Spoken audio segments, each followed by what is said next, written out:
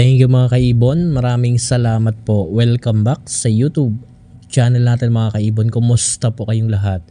For today's video, sasagot ulit tayo ng katanungan ng mga kaibon natin. Ito po, yung unang tanong sa akin ng kaibon natin. Ang tanong, present po kaibon, usapang inakay po ng red eye. Ilang days po o weeks ng inakay na red eye bago masabi na safe na siya or sure na mabubuhay na ang inakay. First time ko lang po kasi makapagpainakay ng ino. Everyday ko po sinisilip yung inakay. 6th day na ngayon ng inakay, basal po ang parent. Maraming salamat po idol. Mga kaibon, disclaimer lang, ang isi-share ko dito ay base lamang ito sa kaalaman ko at karanasan ko po sa pag-aalaga ng mga ibon. Sa tanong sa atin kung kailan ba natin masasabi na safe na yung mga inakay na red eye. So mga kaibon, hindi natin masasabi kung safe na ba talaga yung mga painakay natin. Masasabi lang natin na safe na yung mga painakay natin kapag po bumaba na yan dyan sa nest box. So may mga tendency kasi mga kaibon na kahit po medyo malaki na, talagang minsan natutumba pa rin.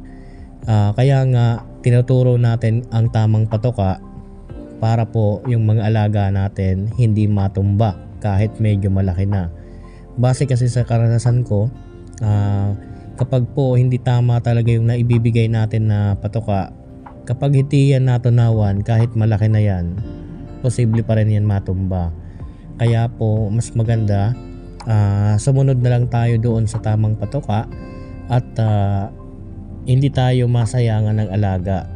Kasi mga kaibon, titingnan natin mabuti. Halimbawa, yung alaga natin na for example, mga weeks old na.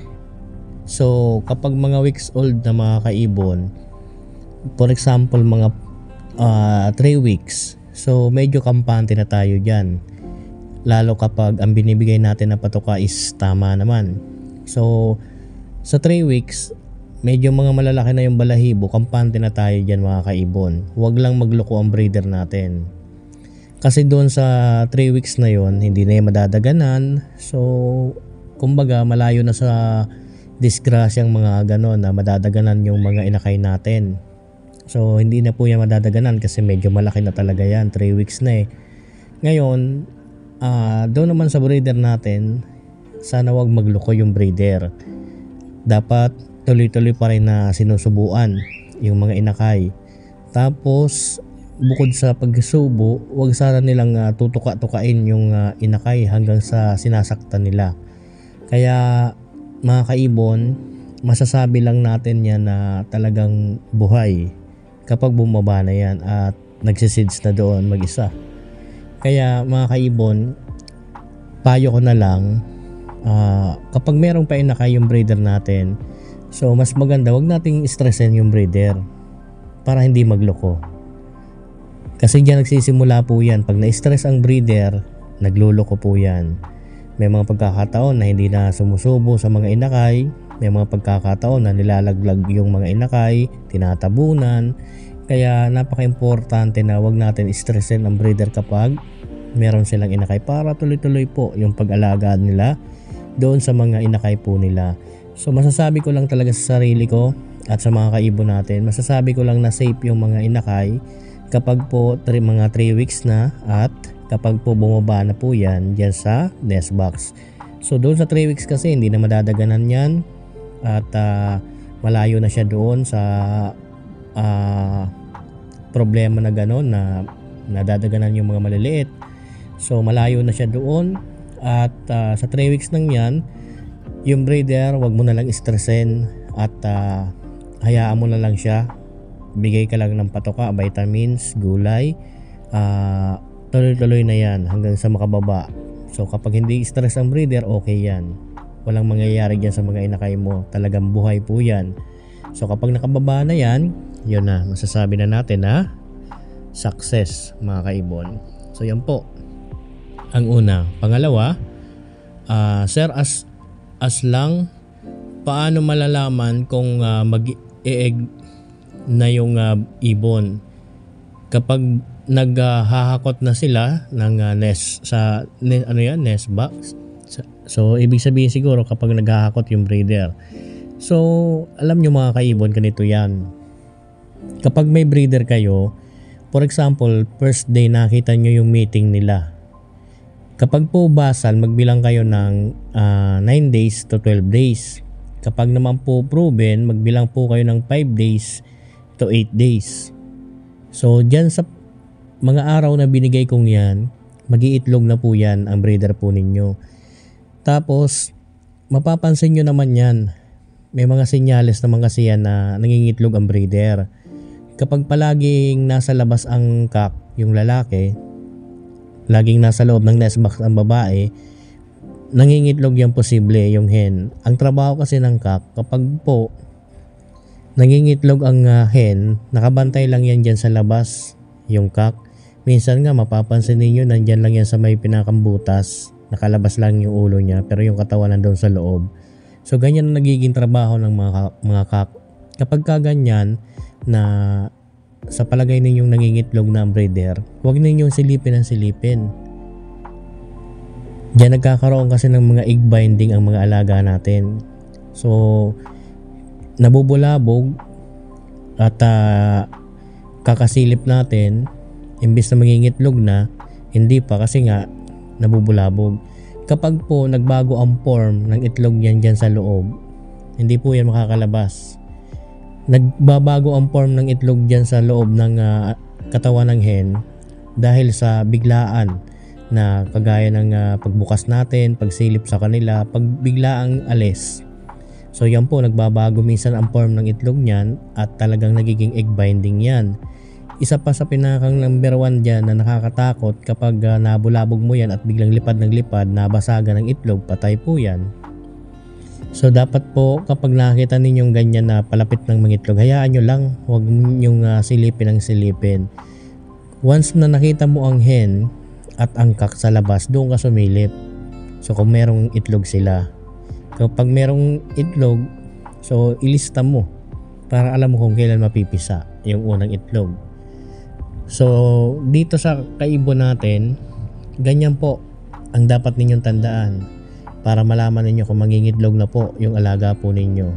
So kapag nakita na nagmate, magbilang po kayo ng kumbasal 9 to 12 days.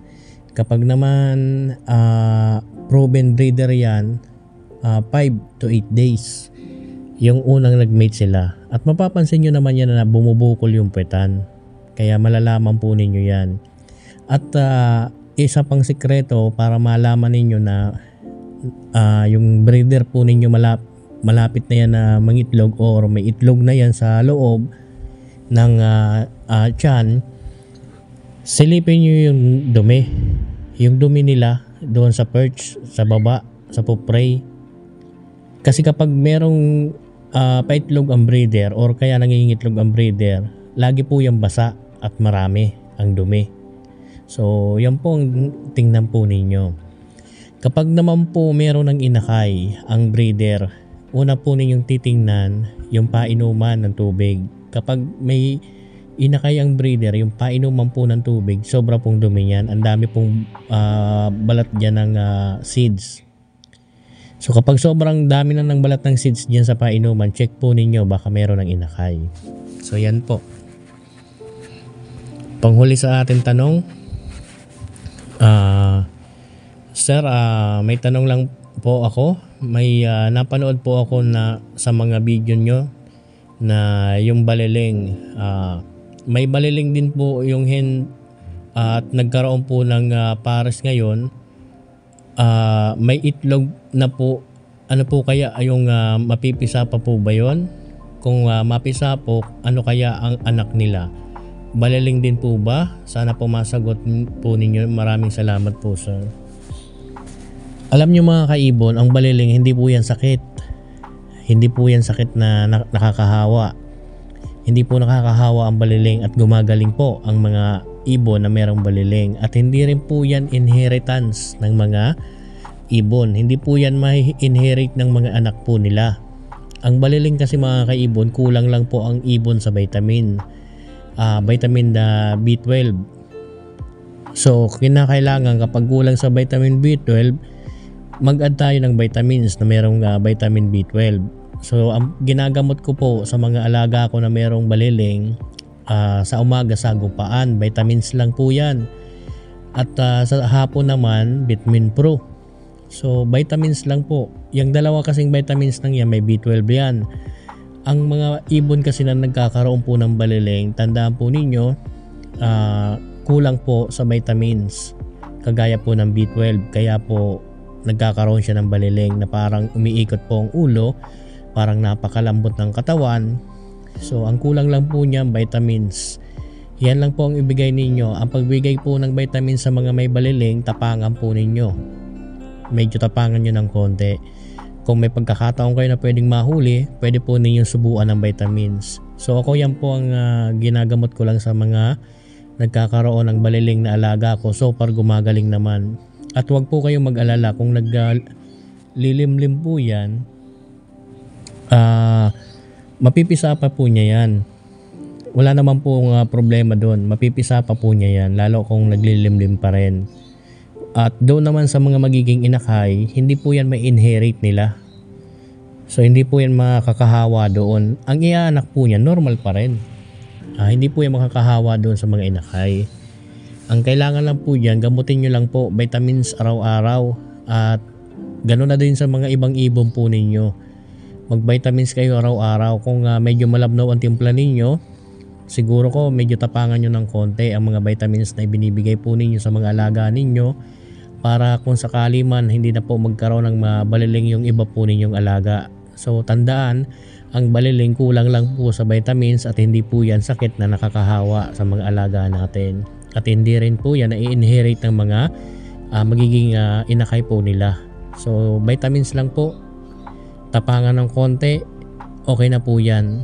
Araw-arawin po ninyo hanggang sa gumaling. At kapag gumaling na, araw-araw pa rin ang pagbigay ng vitamins para hindi na bumalik at hindi rin magkaroon yung iba ninyong alaga. So sana po nasagot ko ang mga katanungan po ninyo. Hanggang dito muna yung video natin. Maraming salamat po. Happy birthday po sa ating lahat. God bless po sa ating lahat mga kaibon. Thank you po.